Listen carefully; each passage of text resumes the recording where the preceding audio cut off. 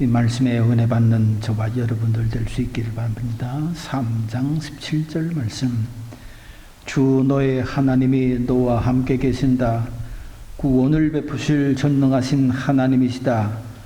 너를 보고서 기뻐하고 반기시고 너를 사랑으로 새롭게 해주시고 너를 보고서 노래하여 기뻐하실 것이다. 아멘. 아멘. 너와 항상 동행하시는 하나님, 그런 제목으로 함께 은혜를 나누고자 합니다. 제가 젊었을 때 함께 좋아하면서 부르는 그런 노래가 있습니다. My God and I라는 그런 노래입니다. My God and I go in the field together. We work and talk as good friends should and do. We clap our hands, our voice ring with laughter. My God and I walk through the meadows few. 예, 나 주님과 들길을 함께 가네. 친구와 같이 손에 손잡고 기쁨으로 노래 부르면서 주님과 함께 길을 걸으네. 주님과 함께 한다는 것이 너무 좋아서 정말 자주 불렀던 그런 노래입니다. 오늘 본문 17절 말씀은 복음성가로 잘 알려진 그런 말씀인데, 주님과 함께 한다고 하는 이 말씀이 너무 좋아서 다시 한번 은혜를 받고자 합니다. 본문은 먼저 하나님께서 우리 가운데 우리와 함께 하신다, 그렇게 말씀하고 있습니다. 여러분, 성경이 하나님이 계신 곳을 말씀하실 때에 시편 139편 7절에서 9절에 볼 것 같으면 어디든지 계신다, 그렇게 말씀했습니다. 내가 주님의 영을 피하여 어디로 가며 주님의 얼굴을 피해서 어디로 도망치겠습니까? 내가 하늘로 올라가더라도 주님께서는 거기에 계시고 수월에다 자리를 펴더라도 주님은 거기에도 계십니다. 내가 저 동력 너머로 날아가거나 바닷 서쪽으로 가서 거기에 머무를지라도 거기에도 주님의 손이 나를 인도하여 주시며, 그러니까 하나님은 어디든지 계시다는 것이지요. 마태복음 18장 20절, 예수님께서 말씀하시기를 두세 사람이 내 이름으로 모인 곳에는 나도 그들 중에 있느니라. 두세 사람 모인데도 하나님 함께 하시더라, 그런 말씀이 있죠. 또 요한복음 4장 24절에서 예수님은 사마리아 여인에게 이 산으로도 말고 저 산으로도 말고 하나님은 영이시니 예배하는 자가 신령과 진정으로 예배할지니라 말씀하시면서 장소보다도 신령과 진정으로 예배드리는 그곳에 하나님은 함께 계시더라, 그렇게 말씀하십니다. 그런데 오늘은 이 본문은 분명하게 너희 가운데, 개역성경이 그렇게 말씀하고 있지요. 너희 가운데 너와 함께 하신다. 뭐 심령이라기보다도 위치적인 것을 얘기하고 있습니다. 내가 있는 곳에 나와 함께 하신다, 그런 말씀이 있습니다. 여러분, 우리가 24시간 어떤 순간에도 우리와 항상 떠나지 아니하고 우리가 더불어 있는 게 세상에 있습니다. 그건 뭘까요? 그건 공기입니다. 어두운 데서도, 밝은 데서도, 병원에서도, 아니면 일하는 데서도, 부엌에서도, 내가 있는 그 어떤 곳에서도 공기는 항상 있게 마련입니다. 그렇기 때문에 우리가 숨 넘어가기 전까지는 공기와 늘 동행하는 그런 삶을 살아가는 것이지요. 마찬가지로 하나님께서는 우리가 숨 넘어가기 전까지 우리와 항상 함께 하신다라고 오늘 본문은 분명하게 증거를 하고 있습니다. 여러분, 누구와 항상 함께 하는 게 좋습니까? 사람들이요, 참 좋은 사람도 있지만 함께하면 참 또 때에 따라서는 지긋지긋하는 그런 사람도 있고요, 피하고 싶은 그런 사람도 있고요, 정말 없었으면 좋겠다라고 생각되는 그런 사람들도 있습니다. 그렇지만 사람은 아무리 내가 사랑하고 나를 사랑하는 사람이라 한다 할지라도 한시적으로 나와 함께하는 것이지 언제나 함께하지는 않습니다. 그렇습니다. 언제나 떠나갈 때도 있습니다. 그러니까는 우리 인생 부족하고 연약하고 그래서 사랑받기 원하고 도움받기도 원하고 참 협력하면서 합동하여 선을 이루기를 원하는 그런 마음을 갖고 있다 한다 할지라도 아무리 사랑하는 그 사람이라도 항상 함께하지 못하는 것, 이것이 우리 인생의 문제가 될 수가 있는 거지요. 그래서 힘들어하고 그래서 슬퍼하고 그래서 탄식하고 그래서 외로워하기도 합니다. 그렇기 때문에 정말 이 세상에서 나와 항상 함께하는 그가 누구냐, 이것이 우리 삶에 굉장한 영향을 끼치는데 오늘 성경은 하나님께서 나와 함께 하신다. 얼마나 좋은지 모릅니다. 여러분, 이 하나님은 어떤 분이십니까?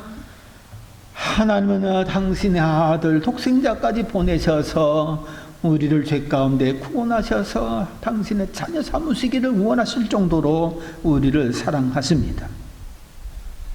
내가 하나님을 알기도 전에 하나님은 나를 먼저 아셨고, 내가 하나님을 사랑하기 전에 하나님은 먼저 나를 사랑하셨고, 하늘로부터 모든 좋은 것 주시기를 원해서 간절히 구하는 자들에게 자식이라도 좋은 것을 줄 줄 알거든. 하물며 하늘에 계신 너희 아버지께서 좋은 것으로 주시지 않겠느냐. 이 정도의 하나님이라면 언제나 우리와 함께하는 것이 너무 좋은 것 아닙니까? 더군다나 내 생명의 주인이 누굽니까? 돈도 아니고 권력도 아니고 명예도 아니고 주변에 그 누구도 아닌 하나님께서 내 생명의 주인이시기 때문에 하나님께서 우리와 항상 함께 한다고 하는 것은 우리의 말할 수 없는 큰 축복입니다. 보세요. 하나님이 함께 하시기 때문에 정말 상상도 못한 곳에서 위로를 받고 힘을 얻고 담대하게 삶을 살아간 그런 사람들이 있는 것을 봅니다. 창세기 28장에 보면은 야곱은 자기를 죽이려는 이 형을 피하여 도망가는데 홀로 도망가니 누가 그와 함께 할 수가 있겠어요? 죽이려 드는데 누가 그를 도와주는 사람이 있겠어요? 부모도 빨리 피해라 그러는데, 그래서 정말 홀로 도망을 갑니다. 인적 있는 곳에 가면은 혹시 형한테 정보가 들어갈까봐 인적이 없는 광야로 피해서 도망을 가는데 거기서 밤을 만납니다. 여러분, 광야는요, 낮에는 뜨겁고 밤에는 한없이 춥습니다. 그리고 짐승들 언제 어느 때 나타날 줄 모르는 참 힘들고 어렵고 사망의 세력이 그렇게 틈타는 그런 곳입니다. 여러분, 이런 곳에 무슨 하나님이 계시다고 할 수가 있겠어요? 그냥 어쩔 수 없이 광야에서 밤에 돌베개를 베고 자는데 꿈에 하나님께서 사닥다리를 쫙 내리시더니만 천사를 호르락 내리락 하게 하시면서 하나님이 말씀을 하십니다. 내가 너를 지켜주겠다. 너 가는 길을 보호해주겠다. 너 눈 이 땅을 너한테 다 주겠다. 네 자손을 티끌처럼 많게 해줄 거다. 어마어마한 약속을 해주십니다. 좋은 약속을 해주십니다. 아침에 꿈에서 깨서 야곱이 일어났습니다. 비록 야곱은 꿈에 하나님을 만났지만 여기서 하나님을 만났고 여기에 하나님이 계시다, 여기가 하늘문이다, 그런 뜻으로다가 비고 자던 돌을 세워서 거기다 제단을 쌓습니다. 그 얼마나 좋겠습니까? 얼마나 기쁘겠습니까? 아니, 두렵고 떨리고 도망가서 외롭고 힘들어 답답한데 하나님이 자기와 함께 하신 증거를 확실하게 보여줬으니 이것처럼 좋은 게 세상에 어디 있겠어요? 그러니까 야곱이 하나님 앞에 또 너무 좋아서 서원 기도를 합니다. 하나님, 제가 잘 가다 돌아오면은 하나님께 모든 것의 11조를 하나님께 드리겠습니다. 그러면서 기뻐하면서 자기가 가던 길 라반의 집으로 갑니다. 여러분, 아무도 살지 못할 그런 광야에서 하나님을 만났다고 하는 게 얼마나 놀라운 기적 같은 이야기인지. 그러니까 그런 곳에도 하나님은 계시더라, 그런 말씀입니다. 이러므로 우리는 언제 어디서나 어떤 형편에 있든지 하나님을 찾을 수 있고요, 믿음으로 하나님을 부를 수 있고요, 만나뵐 수 있고요, 믿음으로 하나님을 의지하고 도움을 요청할 수가 있는 것입니다. 그래서 하나님의 백성으로 담대하게 세상을 살아갈 수가 있는 거지요. 둘째로 보면 오늘 본문 말씀은 우리와 함께 계신 하나님이 누구냐? 전능자로 구원을 베푸실 분이다. 전능자로 구원을 베푸신 분이다. 너무 놀라운 말씀입니다. 그런데요, 이 말씀이 기록된 동기는 하나님께서 죄 아래 놓여있는 모든 죄인들을 심판하시는데, 이 심판 가운데서도 누구든지 구원하실 수 있는 그런 분이 하나님이시라는 것을 말씀합니다. 스바냐서는 1장서부터 3장까지 죄인들에게 내리는 하나님의 심판이 어떤 것인가를 아주 그냥 세밀하게 그렇게 기록을 하고 있습니다. 범죄한 유다, 그리고 이스라엘, 그리고 가나안 족속, 암몬 족속, 심지어는 예루살렘에 대해서도 이렇게 심판하시겠다는 내용이 세밀하게 기록되어 있습니다. 그 내용을 간단히 본다고 할 것 같으면 1장 2절은 범죄한 민족은 쓸어버리겠다. 1장 3절은 범죄한 사람의 씨를 말리겠다. 그러니까 모두가 죽음을 보게 하겠다는 거지요.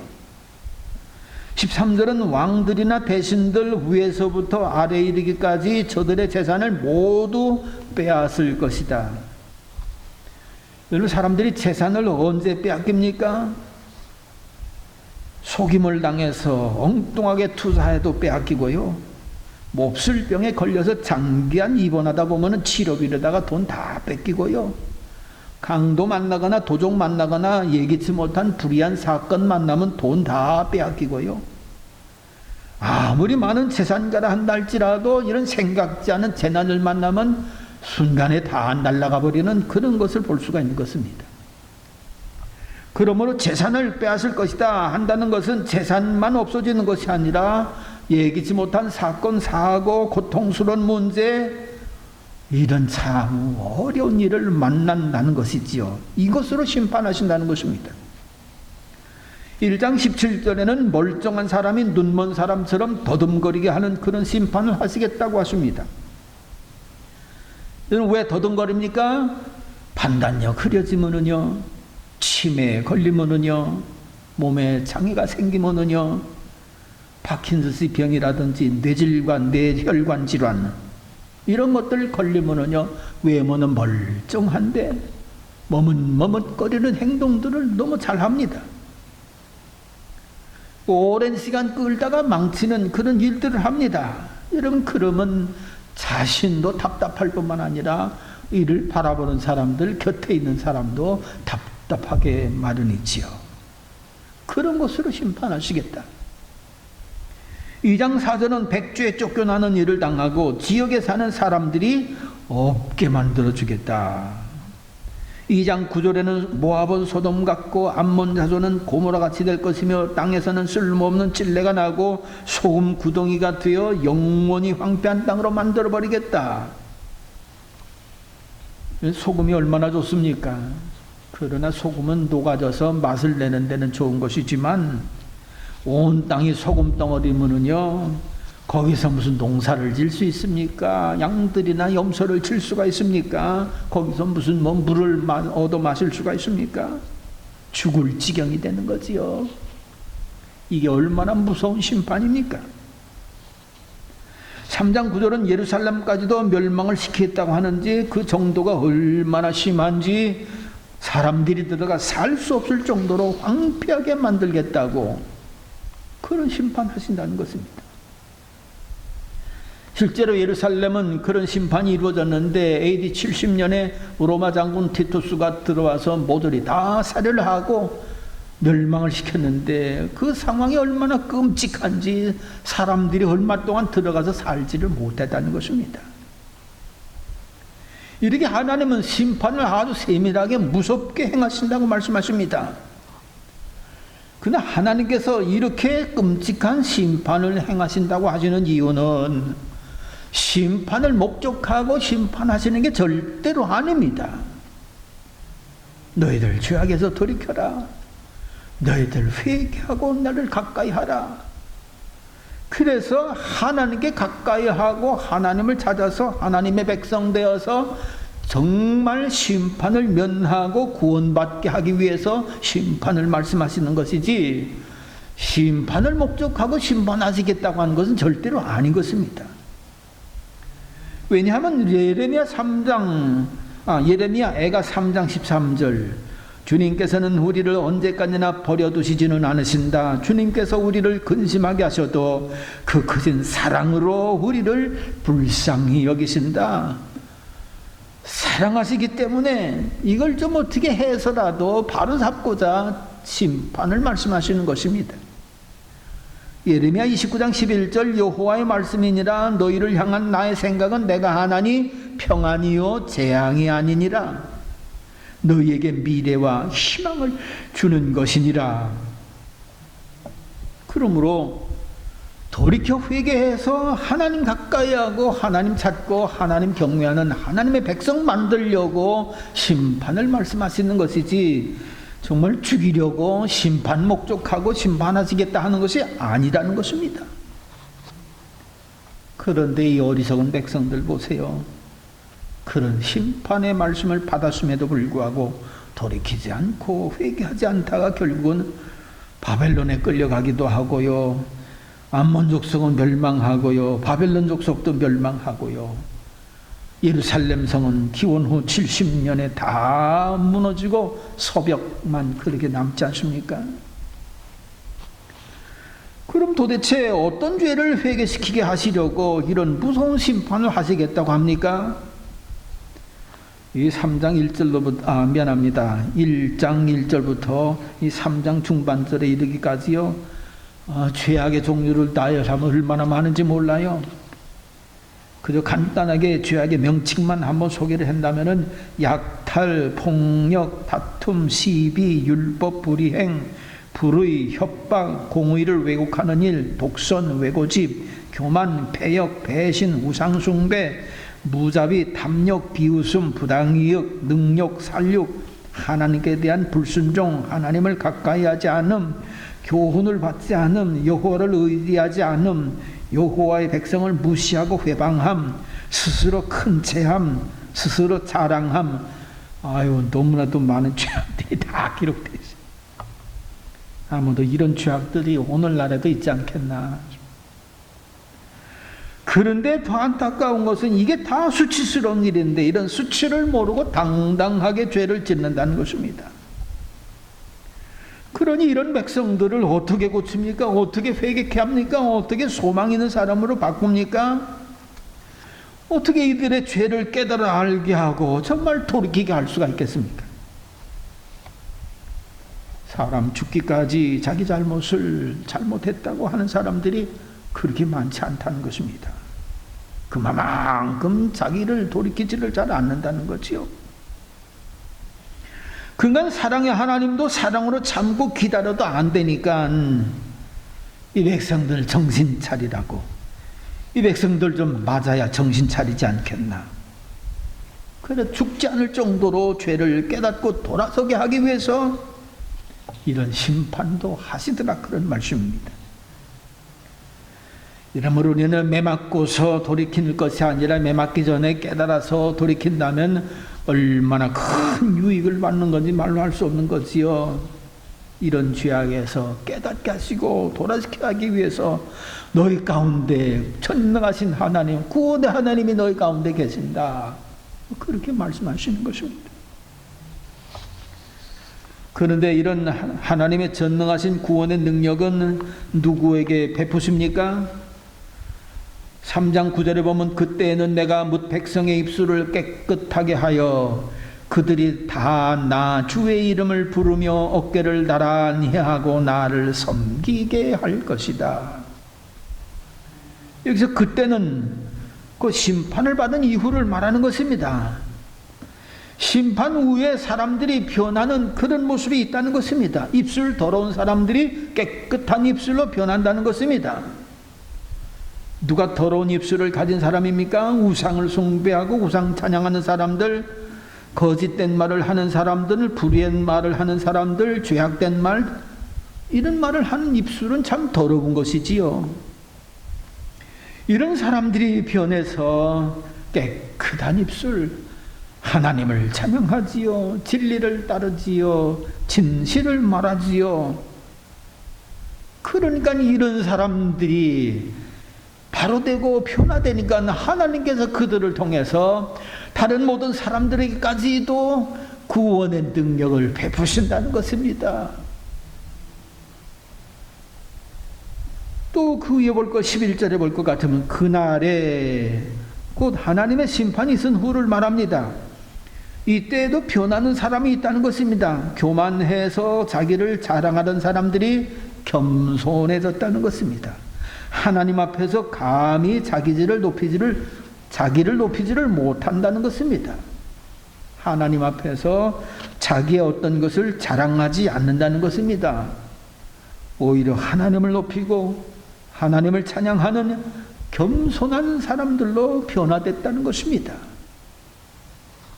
또 12절에는 곤고하고 가난한 백성들이 남아있어서 이들을 전능하신 하나님의 능력으로 구원해 주시고 이들을 통해서 또 죄악된 세상을 구원하시겠다고 구원의 은총을 베푸신다는 것이지요. 누가 곤고하고 가난한 백성입니까? 재물이 없는 사람, 병든 사람, 그런 사람들도 가난하고 곤고한 사람이라고 볼 수가 있겠지요. 그러나 나는 정말 하나님 의지하지 않고는 살 수가 없어. 나는 정말 하나님이 함께하지 아니하고서는 살 수가 없어. 내게 필요한 것은 정말 하나님을 만나는 일이야. 하나님과 동행하는 일이야. 그래 가면서 하나님을 온전히 기대하고 하나님을 찾고자 하는 사람, 이런 사람들에게 하나님은 구원의 능력을 베푸시겠다라고 말씀하시는 것입니다. 여러분, 이런 사람들이 구원받으면 정말 기뻐 하나님을 찬양하고 그 찬양하고 기뻐하는 그 모습을 보고 하나님께서 또 기뻐하시지 않겠느냐. 내가 너로 인해서 기뻐한다. 내가 너로 인해서 기뻐한다. 그렇게 말씀하시지 않겠습니까? 성경에 시련을 당하는 신앙의 선조들이 많이 있습니다. 불같은 시험을 당한 사람들이 참 많지요. 그렇지만 실제로 불의 위험을 만난 사람은 세 사람뿐입니다. 사드락과 메삭과 아벳느고. 이들은 노예로 이방 땅에 끌려간 사람들인데 이들의 목숨은 왕의 말 한마디에 달린 거지요. 그런데 어느 날 왕의 명령이 딱 공포되어졌는데 왕의 금신상 여기에다 절하지 않고 다른 데다 절하는 사람들, 이런 사람들 전부 다 불 속에 던져 죽이겠다. 그런 공고가 내렸습니다. 그런데 이 사드락과 메삭과 아벳느고는 하나님만을 섬기는데 이거 절을 할 수가 없는 거예요. 이걸 알고서 이 사람들이 이 세 명을 잡아 죽이려고 끌고 와서 불 속에 던졌습니다. 풀무불 속에 던졌습니다.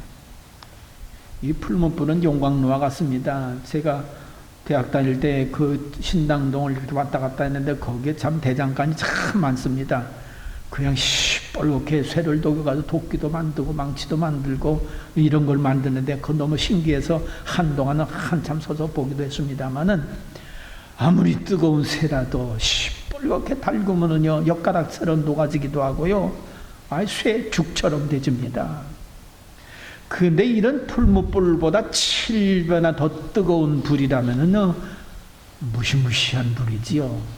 그냥 모든 거 다 들어가면 한순간에 없어져 버릴 겁니다. 그런데 이 세 사람이 그 뜨거운 불 속에 던져집니다. 순간 녹아졌다 생각했는데 아니 보니까는 녹아지긴커녕 세 사람 던졌는데 거기에 한 사람이 더 붙어서 아유, 불 속을 걸어가고 있습니다. 눈썹 하나 타지 않고요. 너무너무 놀란 겁니다. 누가 그 속에 계신 겁니까? 하나님께서 그 속에 그들과 함께 하신 것이지요. 이를 알고 하나님이 정말 하나님이로구나. 이방왕 느부갓네살 왕이 하나님을 찬양하고요, 저들을 건져내는 놀라운 역사를 이루지 않습니까? 그러니 이들 불 속에 던져졌던 이들이 기뻐할 것은 말할 것도 없고, 하나님께서 구원해 놓으시고서 아유, 얼마나 기뻐하신, 저들을 보고 기뻐한다, 기뻐한다. 그런데 사실 이런 불 속에서 구원받은 이 사람들보다 더 큰 기쁨을 만난 사람들은 어떤 사람들입니까?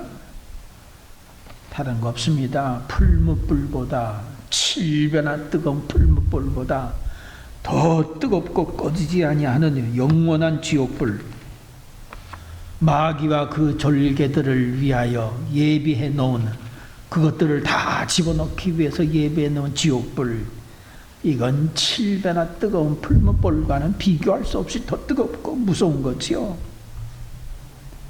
그런데 죄인들을 여기 던지지 않으시려고 예수 그리스도를 보내셔서 십자가 지고 저들의 죄를 다 담당케 하고 죽게 하셔서, 누구든지 예수를 나의 주 나의 하나님이라고 믿고 고백하고 영접하면 생명록에 그 이름이 기록이 돼서 그가 하나님의 자녀가 돼서 이 지옥불에 던져지지 않는 구원을 받으니, 이 구원이 얼마나 놀랍고 귀한 것이느냐. 그러니까 하나님께서 당신의 아들까지 죽이셔가면서 구원해낸 그 백성들 보면은 내가 너로 인하여 기뻐하노라, 내가 너로 인하여 기뻐하노라, 그렇게 하시지 않겠느냐, 그런 말씀입니다.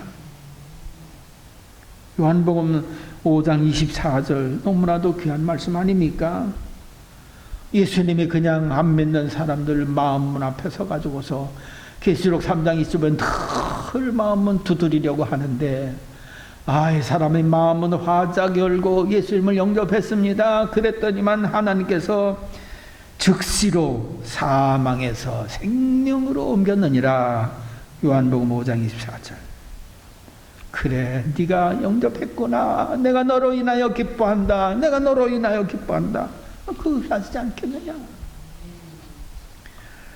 이런 고난 중에도 하나님을 가까이 하고 겸손히 하나님을 바라고 하나님을 찾는 자로 살아갈 때에 전능하신 하나님의 구원의 능력은 힘이 있어서 저들에게 기쁨을 누리게 하시면서 내가 너로 인하여 기뻐한다, 그렇게 말씀하실 줄로 믿습니다. 주 너의 하나님이 너와 함께 계신다. 구원을 베푸실 전능하신 하나님이시다. 너를 보고서 기뻐하시고 반기시고 너를 사랑으로 새롭게 해주시고 너를 보고서 노래하며 기뻐하실 것이다. 아멘. 기도하겠습니다. 하나님, 언제 어디서나 우리와 함께 하시면서 우리들의 영혼들을 구원해 주시는 것은 말할 것도 없고, 환난과 곤핍과 핍박과 어려운 가운데서도 구원해 주시는 전능하신 하나님께서 우리와 늘 함께 하시는 것을 생각할 때 감사, 찬송, 영광을 돌립니다. 아버지 하나님, 우리 가운데 계시기에 우리의 고난도 아시고 우리 마음에 원하는 것도 아시고 때로는 우리가 슬퍼하는 것도 아시면서 전능하신 구원의 능력으로 건지시려고 하실 줄로 믿습니다.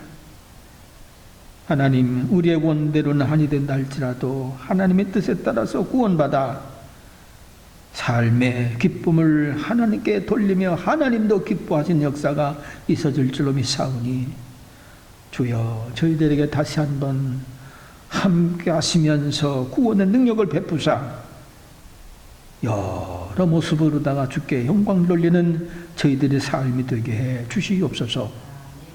모든 말씀 예수님의 이름으로 감사하며 기도하옵나이다. 아멘.